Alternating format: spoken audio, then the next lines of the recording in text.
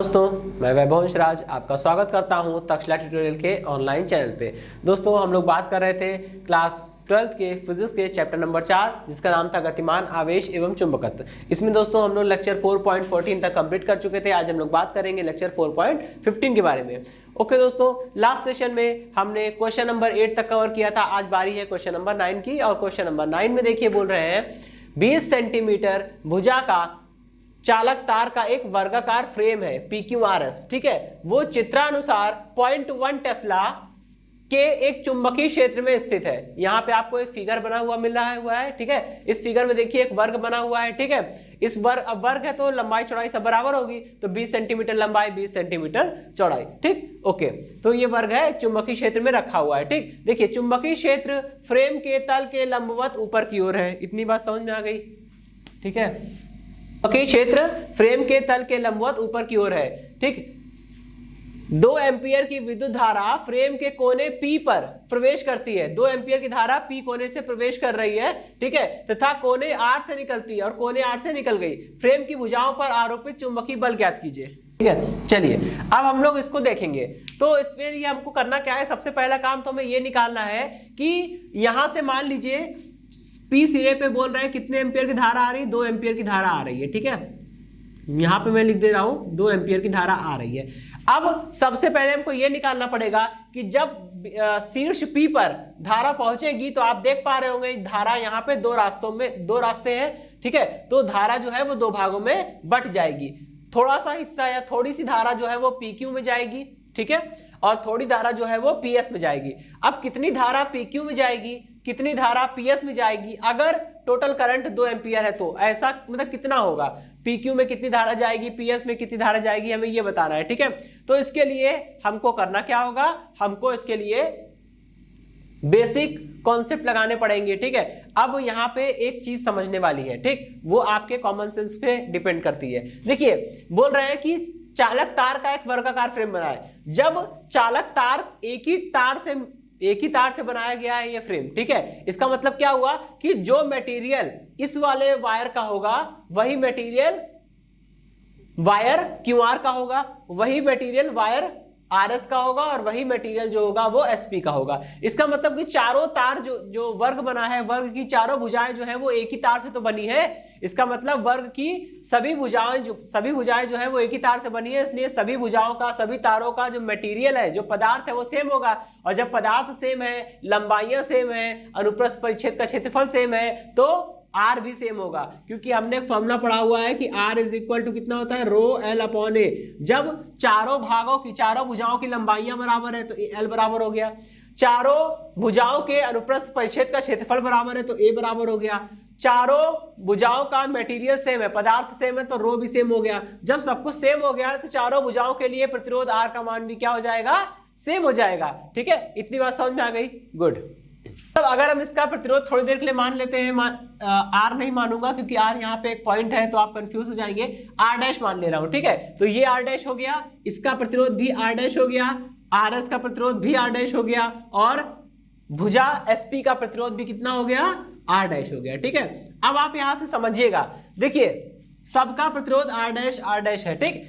आप समझ सकते हैं कि भुजा PQ का प्रतिरोध R' है और QR का भी प्रतिरोध R' है, और ये दोनों किसमें होंगे, श्रेणी क्रम में होंगे, क्योंकि जो करंट इसमें आ रही है वही करंट इसमें पास आउट हो रही है, ठीक है।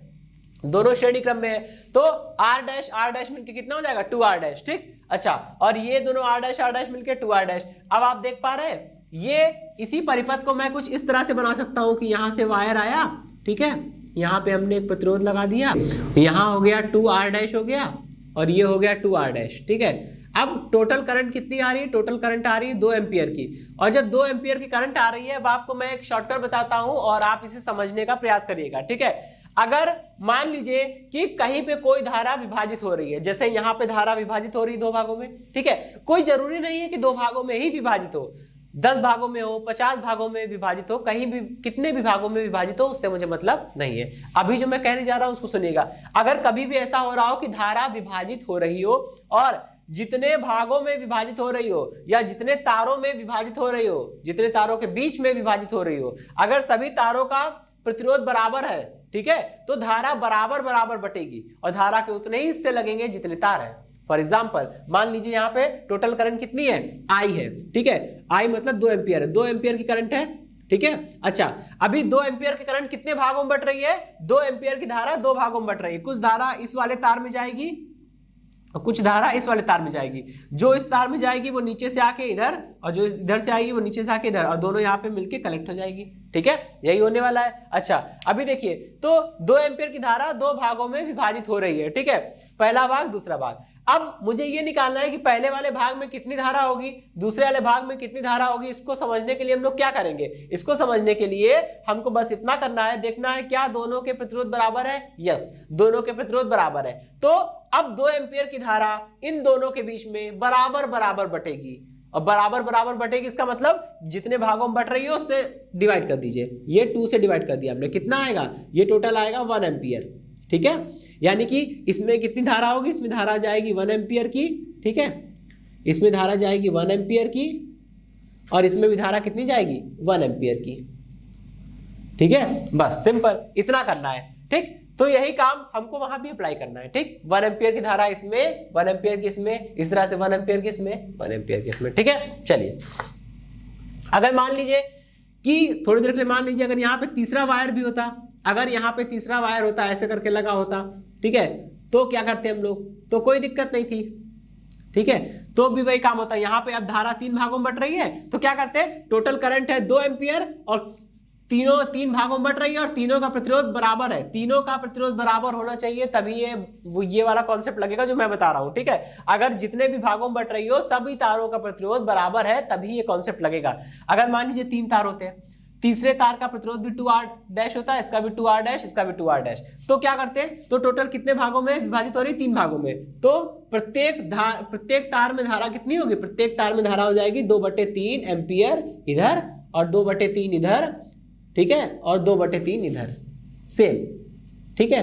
तो ये है शॉर्टकट दोस्तों, ध्यान रखिएगा इस चीज का। यहां भी कुछ ऐसा ही हो रहा है, ऊपर वाली ये दोनों शाखा का कुल प्रतिरोध है 2R डैश, नीचे वाली कुल दोनों शाखा का प्रतिरोध कितना है 2R डैश। जब धारा 2 बराबर प्रतिरोधों के बीच विभाजित हो रही है तो बराबर बराबर विभाजित होगी, यानी कि इसमें कितनी करंट जाएगी, इसमें करंट जाएगी 1 एम्पियर की, ठीक है, और वही 1 एम्पियर की करंट जो है इसमें से पास आउट होगी, ठीक, बताने की जरूरत तो है नहीं। और जो 1 एम्पियर की करंट इधर से आ रही है इसमें प्रवाहित हो रही है PS में, 1 एम्पियर की करंट किसमें जाएगी, SR में चली जाएगी, ठीक है। तो खैर यहाँ पे प्रतिरोध का मान जो मैं लिखा है उसको मैं मिटा रहा हूं, ठीक। चलिए, इतनी बात समझ आ गई। अच्छा, अब मुझे इस पे बल निकालना है, तो बल निकालने का काम तो कर ही सकते हैं। चुंबकीय क्षेत्र का मान दिया है, धारा का मान मिल गया, लंबाई मिल गई, IBL sin थीटा लगा देंगे, ठीक। तार फ्रेम की भुजा PQ पर कार्यरत लॉरेंज बल, ठीक है, PQ।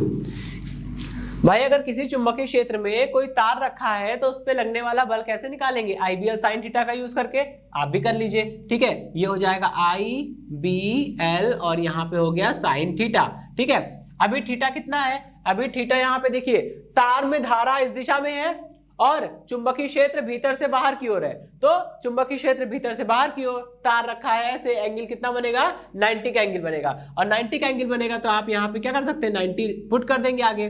तो खैर चलिए, अभी इसको मैं कैलकुलेट करता हूँ, F यानी बल निकाल रहा हूँ और किस पे, PQ पर, भुजा PQ पर बल निकाल रहे हैं हम लोग, ठीक है। तो यहाँ छोटा सा मैं PQ लिख दे रहा हूँ, ठीक है, ओके। चलिए, अब तार में धारा कितनी है, 1 एम्पियर की है, तो यहां लिखेंगे 1। चुंबकीय क्षेत्र कितना है, चुंबकीय क्षेत्र 0.1 है, और L मतलब लंबाई, लंबाई कितनी है 20 सेंटीमीटर, 20 सेंटीमीटर को मीटर में बदलेंगे, 20 × 10⁻⁻², और sin 90, ठीक है, sin 90 1 होता है। कैलकुलेशन बहुत ही ईजी है, फटाफट कैलकुलेशन कर लेते हैं, कितना आ जाएगा, ये हो जाएगा 2 × 10⁻²। तो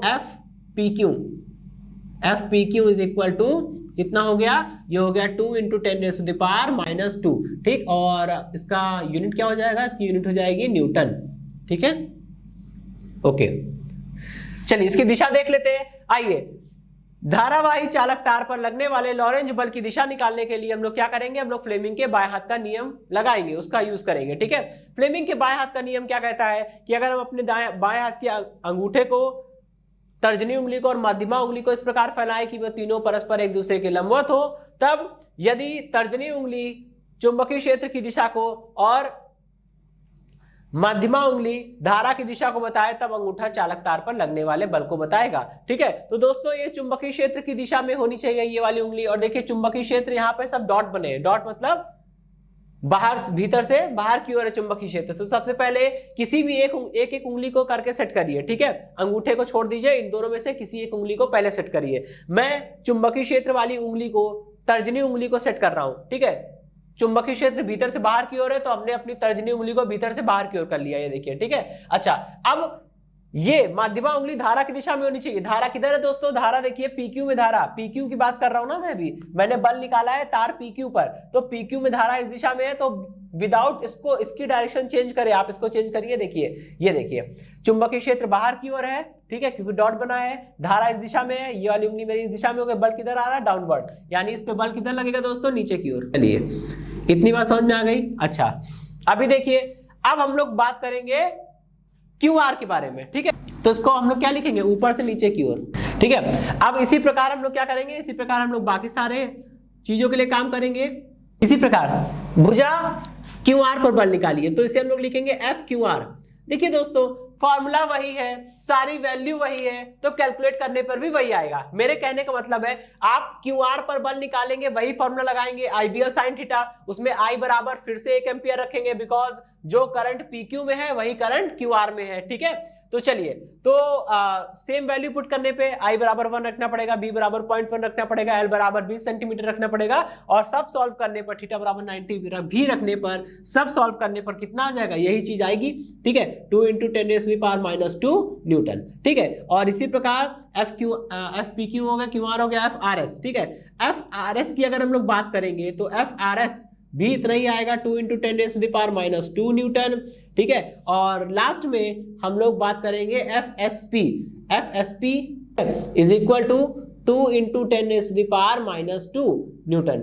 ठीक है, इतनी बात समझ में आ रही है? ओके, अभी देखिए इसमें हम लोग लगाते हैं अपने फ्लेमिंग के बाएं हाथ का नियम। ठीक है, ये अलग अलग होगा सब पे, ये लगाना पड़ेगा। ठीक है, तो तर्जनी उंगली को रखा बाहर की ओर। ठीक है, चुंबकीय क्षेत्र क्योंकि हमारा डॉट है मतलब भीतर से बाहर की ओर है। धारा की दिशा देखिए डाउनवर्ड है।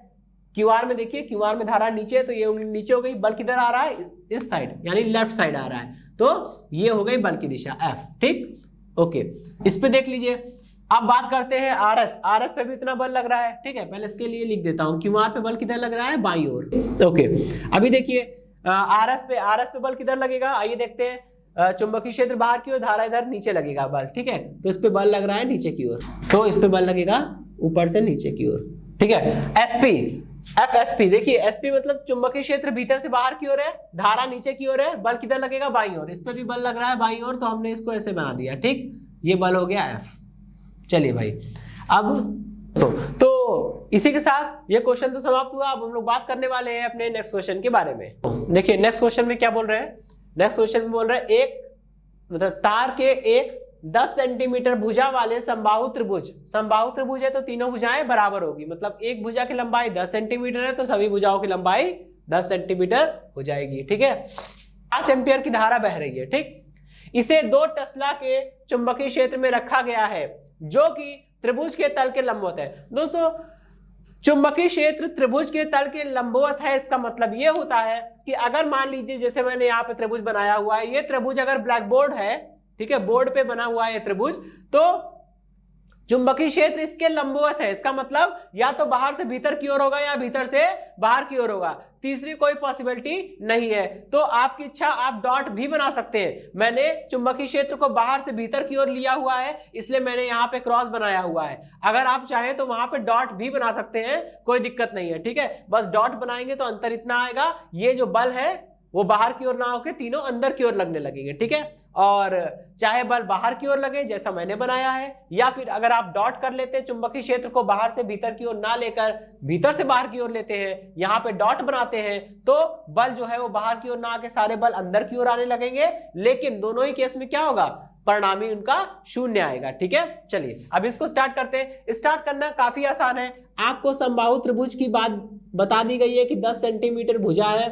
ठीक है, त्रिभुज की इतनी बात समझ में आ गई। अच्छा, अभी क्या करना है? इस पे बल निकालना है। जब हम इस पे बल निकाल लेंगे, और आपको पता ही है किसी चुंबकीय क्षेत्र में कोई तार रखा है, उस पे लगने वाला बल निकालना है, तो क्या करेंगे, IBL sin थीटा लगा दीजिए। ठीक है, थीटा यहाँ पे कितना हो जाएगा, 90 हो जाएगा। क्यों? क्योंकि चुंबकीय क्षेत्र बाहर से भीतर की ओर है और बल मतलब कि धारा जो है वो उसके लंबवत है, तो थीटा इक्वल 90 होगा, 90 पुट करना पड़ेगा यहाँ पे। ठीक है, चलिए बाहु त्रिभुज की भुजा PQ पर कार्यरत बल, सबसे पहले हम PQ पर कार्यरत बल F के बारे में बात करेंगे। F इज इक्वल टू कितना आएगा, फॉर्मूला लगाएंगे IBL sin थीटा।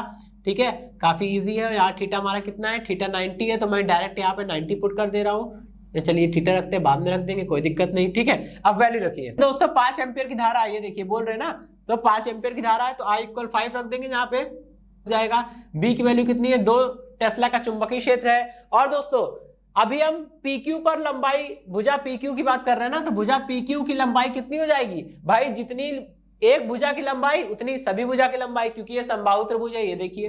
ठीक है, तो बस, तो अगर PR की भुजा, PR भुजा की लंबाई 10 सेंटीमीटर है, तो PQ की लंबाई भी 10 सेंटीमीटर होगी। ठीक है, तो यहाँ पे हम लोग लिख देंगे 10, और सेंटीमीटर है, मीटर में चेंज करने के लिए पावर -2, और यहाँ पे हो जाएगा sin 90, ये हो गया sin 90। ठीक है, चलिए भाई कितना हो जाएगा, 10 और 10 मिलके हो जाएगा 100, 100 मतलब 10 की पावर 2, और 10 की पावर 2 और 10 की पावर -2 कैंसिल हो जाएगा, और कितना आएगा, F इज इक्वल टू 1, और बल है तो न्यूटन। इसी प्रकार हम लोग QR पर बल निकालेंगे। ठीक है, QR पर बल, QR पर बल निकालेंगे, सेम प्रोसेस है, यही करना है। F इज इक्वल टू, लेकिन देखिए दोस्तों PQ पर लगने वाले बल को हमने F माना था, QR पर लगने वाले बल को हम लोग F डैश मान रहे हैं, तो F dash is equal to कितना हो जाएगा, IBL sin theta, same formula लगेगा, और यहाँ भी वही सारी वैल्यू सेम है। धारा 5 एम्पियर है, चुंबकीय क्षेत्र 2 है, तार की लंबाई 10 सेंटीमीटर है, इसको मीटर में कन्वर्ट कर लेंगे,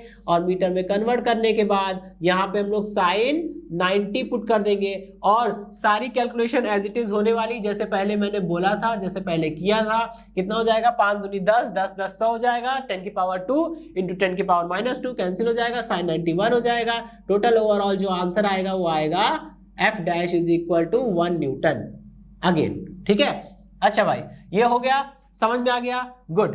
अब हम लोग आगे बढ़ेंगे। ठीक है, अब हम लोग बात करेंगे भुजा PR के बारे में, PR पर बल। ठीक है, चलिए कितना हो जाएगा, F double dash is equal to IBL sin theta. चलिए भाई इतनी बात समझ में आ गई, ओके। यहां पुट करिए, कितना हो जाएगा, ये 5 एम्पियर की धारा है, 2 टेस्ला का चुंबकीय क्षेत्र है, 10 सेंटीमीटर, सेंटीमीटर को मीटर में कन्वर्ट कर देंगे, और यहाँ पे हो जाएगा sin 90। तो F double dash is equal to कितना हो जाएगा, ये हो जाएगा 1 न्यूटन। चलिए इतनी बात समझ में आ गई। अच्छा अभी देखिए, बोला गया था कि त्रिभुज की भुजाओं पर चुंबकीय बल निकालना है, वो तो हम लोग निकाल ही चुके हैं। अब हम लोग यहां पे भी दिखा सकते हैं कि तीनों बलों का परिणामी जो है वो कितना आएगा, यानी कि vector F plus vector F dash plus vector F double dash, कितना आएगा, ये पूरा आ रहा है हमारा 0। कैसे, क्योंकि 11वीं क्लास में हम पढ़ चुके हैं, जब भी इस तरह का कोई भी कॉन्फ़िगरेशन होता है, ये वाला एंगल देखिए, ये वाला एंगल जो है 120, ये वाला एंगल 120, ये वाला एंगल 120। ठीक, आप किन्हीं भी दो वेक्टर को ले लीजिए, जैसे मान लीजिए हमने F और F डैश को ले लिया, पहले F और F डैश का परिणामी निकालेंगे। परिणामी निकालने का फॉर्मूला हमें पता है, R is equal to P square plus R square is equal to P square plus Q square plus 2PQ cos theta. Theta जगह 120 रखेंगे और सॉल्व कर लेंगे। F और F डैश का परिमाण बराबर है, सॉल्व करने पर जो आएगा उसका मान जो है वो F डैश के बराबर होगा। ठीक है, उसका मान F डैश के बराबर होगा और दिशा विपरीत होगी, तो वो दोनों कैंसिल हो जाएंगे। मतलब F और F डैश का परिणामी जो आएगा वो F डबल डैश के साथ कैंसिल हो जाएगा, इसलिए ओवरऑल 0 हो रहा है। ठीक है, तो बस इसी के साथ ये क्वेश्चन तो समाप्त हुआ। अब हम लोग बात करेंगे अपने नेक्स्ट क्वेश्चन के बारे में। ओके दोस्तों, अब हम लोग बात करेंगे अपने नेक्स्ट क्वेश्चन के बारे में। देखिए नेक्स्ट क्वेश्चन में क्या बोल रहे हैं, एक धारावाही चालक में 8 × 10⁻22 मुक्त इलेक्ट्रॉन प्रति मीटर लंबाई में है। ठीक है, तथा उनका माध्यमान अनुगमन वेग 8 × 10⁻⁻5 मीटर पर सेकेंड है। ठीक है, अब बोल रहे हैं 0.1 वेबर पर मीटर स्क्वायर का चुंबकीय क्षेत्र तार के मतलब चालक के लंबवत लगाने पर गणना कीजिए। 3 चीजें आपको निकालनी है, चालक में प्रवाहित धारा, 1 इलेक्ट्रॉन पर लगने वाला बल, और तीसरा चालक की प्रति मीटर लंबाई पर आरोपित बल। भाई तीनों कैलकुलेट करने हैं, ठीक है। सबसे पहले हम बात करेंगे, हम जो कैलकुलेट करेंगे वो चालक में प्रवाहित धारा को कैलकुलेट करेंगे, ठीक है। चालक में प्रवाहित धारा को कैलकुलेट करने के लिए क्या करेंगे, ठीक, आप पहले तो यहां पे देखिए, मैं आपकी जानकारी के लिए बता दूं, चालक में प्रवाहित धारा और बस ये जो पहला वाला पार्ट है ये एक्चुअल में चैप्टर नंबर 3 का क्वेश्चन है, ठीक है। चैप्टर नंबर 3 आप लोग पढ़ चुके हैं, तो उसका क्वेश्चन अगर यहाँ पे आ गया है, गलती से भी आ गया है, तो आप उसे सॉल्व कर सकते हैं और करना भी चाहिए, ठीक है। तो चलिए हम लोग चलते हैं पहले चैप्टर नंबर 3 पे, ठीक है। चैप्टर नंबर 3 में हमने पढ़ा हुआ है कि किसी भी चालक तार में प्रवाहित धारा I, ठीक है, किसी चालक तार में प्रवाहित धारा I और अनुगमन वेग Vd के बीच में कौन जो संबंध होता है वो क्या होता है, I is equal to NaE Vd, ठीक है। यह संबंध होता है चालक तार में प्रवाहित धारा I और अनुगमन वेग Vd में, ठीक है। चलिए अभी हम बात करते हैं इसके बारे में, ठीक। तो यहां पे प्रॉब्लम क्या आएगी भाई, इलेक्ट्रॉन की बात हो रही है, स्मॉल ई क्या होता है, मूल आवेश, इलेक्ट्रॉन का आवेश, वो तो हम लोग कर लेंगे। Vd क्या होता है, इलेक्ट्रॉन का अनुगमन वेग, वो आपको दिया हुआ है, वो भी कर लेंगे। प्रॉब्लम कहां फंसेगी, n नहीं पता है और a नहीं पता है, तो अब ये प्रॉब्लम नहीं है, इसका सोल्यूशन भी हमारे पास है। आइए देखते हैं। माना तार में कुल इलेक्ट्रॉन की संख्या कितनी है, कैपिटल N है, ठीक। तो इलेक्ट्रॉन घनत्व निकालेंगे, मुक्त इलेक्ट्रॉन घनत्व। देखिए मुक्त इलेक्ट्रॉन घनत्व, माना तार में कुल मुक्त इलेक्ट्रॉनों की संख्या कितनी है, कैपिटल N है, तो मुक्त इलेक्ट्रॉन घनत्व कितना हो जाएगा दोस्तों, मुक्त इलेक्ट्रॉन घनत्व को हम लोग स्मॉल n से लिखते हैं, small n is equal to capital N divided by आयतन। भाई तार का आयतन कैसे निकालेंगे, तार का आयतन निकालना है अनुप्रस्थ परिच्छेद का क्षेत्रफल इंटू लंबाई, यानी कि a इंटू l करना होगा, ठीक है। चलिए भाई इतनी बात समझ में आ गई, ओके। अब देखिए इसी से हम इसी के फॉर्मूले का यूज करके क्या हम लोग ये नहीं लिख सकते हैं कि कैपिटल N अपॉन में L is equal to N into A, ठीक है। इसे हम लोग बोल रहे हैं इक्वेशन नंबर 1, ठीक। चलिए अब लिखेंगे तार में या चालक में धारा। दोस्तों चालक में धारा निकाल लिया, फॉर्मूला लगाइए, I is equal to NaE Vd। N और A को कपल कर दीजिए, N और A को कपल करने पर क्या होगा, N इंटू A क्या बन रहा है, कैपिटल N अपॉन में L, ठीक है। चलिए भाई तो ये हो जाएगा I is equal to capital N upon में L, ठीक, कैपिटल N अपॉन में L इंटू E क्या है, E है मूल आवेश इंटू Vd। चलिए भाई अब कैपिटल N क्या है, कैपिटल N कुल इलेक्ट्रॉनों की संख्या होती है, आपको दिया है कुल इलेक्ट्रॉनों की संख्या, या तार में कुल कितने मुक्त इलेक्ट्रॉन है ये आपको नहीं दिया है।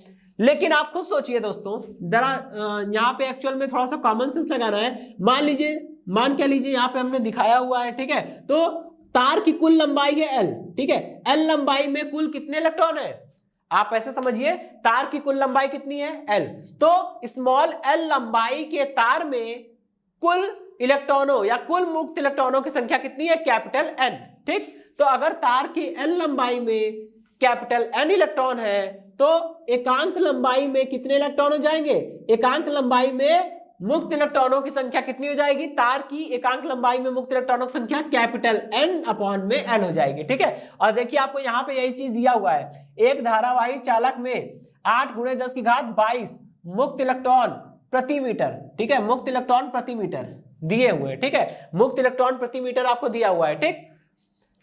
मुक्त इलेक्ट्रॉन प्रति मीटर लंबाई में है तथा उनका मध्यमान अनुगमन वेग इतना दिया हुआ है, ठीक है। 0.1 वेबर पर मीटर स्क्वायर का चुंबकीय क्षेत्र लगाया गया है और आपको ये सब गणना करनी है, ठीक। तो यहाँ पे देखिए अब मुझे नेक्स्ट स्टेप क्या होगा, मेरा n बटे L का मान आपको दिया है ये, ठीक, यहाँ पे रख देंगे। स्मॉल e का मान पता है, Vd का मान पता है, आराम से कैलकुलेट हो जाएगा, ठीक। तो चलिए कैलकुलेशन बची है, बस कैलकुलेशन करते हैं। इसको मिटाता हूं मैं और देखिए I इज इक्वल टू, इसकी वैल्यू हो गई, ये दी हुई है N/L की वैल्यू दी है, ठीक है, 8 × 10⁻22। यहाँ पे दोस्तों यही चीज समझने वाली होती है कि ये क्या दिया हुआ है, मुक्त इलेक्ट्रॉन प्रति मीटर। अगर कुल मुक्त इलेक्ट्रॉनों की संख्या N है तो और L लंबाई का, तार की कुल लंबाई L है, तो L लंबाई में कुल कैपिटल N इलेक्ट्रॉन, तो तार की एकांक लंबाई में कितने मुक्त इलेक्ट्रॉन हो जाएंगे, N/L, और वही यहाँ पे बन गया और उसी का मान हमें दिया है। ठीक, और देखिए मैंने ये कहां से कनेक्ट किया है, यहां से कनेक्ट किया इसको। ठीक है, तो ये चीजें हैं, समझना पड़ता है थोड़ा सा।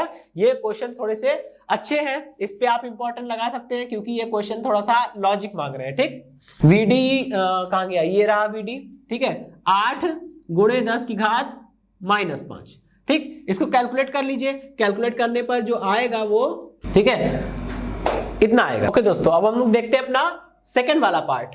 अब देखिए दोस्तों, एक इलेक्ट्रॉन पर लगने वाला बल निकालना है। ठीक है, तो एक इलेक्ट्रॉन पर लगने वाला बल, इसके लिए हम क्या करेंगे, लॉरेंज बल F इज इक्वल टू कितना होता है, F is equal to QV sin theta, ये हमको लगाना है। ठीक, अब देखिए इसमें डायग्राम में बना हुआ है इलेक्ट्रॉन की गति। ठीक, और यहां पे देखिए समझिएगा, ये क्या लिखा है, 0.1 वेबर पर मीटर स्क्वायर का चुंबकीय क्षेत्र लग रहा है और तार के लंबवत लग रहा है। मेन बात तो ये है ना, यहां देखिए तार के लंबवत लग रहा है, मतलब कि तार की लंबाई और चुंबकीय क्षेत्र के बीच का कोण कितना है, 90, और वही थीटा यहाँ पे पुट करना होता है, तो थीटा बराबर कितना रख देंगे, 90। जरा इसको सॉल्व करिए। बात है इलेक्ट्रॉन की, तो आवेश कितना हो जाएगा, मूल आवेश के बराबर हो जाएगा 1.6 × 10⁻⁻19, और B मतलब चुंबकीय क्षेत्र कहाँ, ये रहा।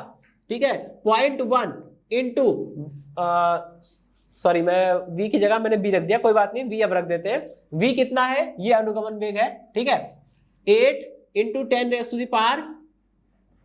10⁻⁻5।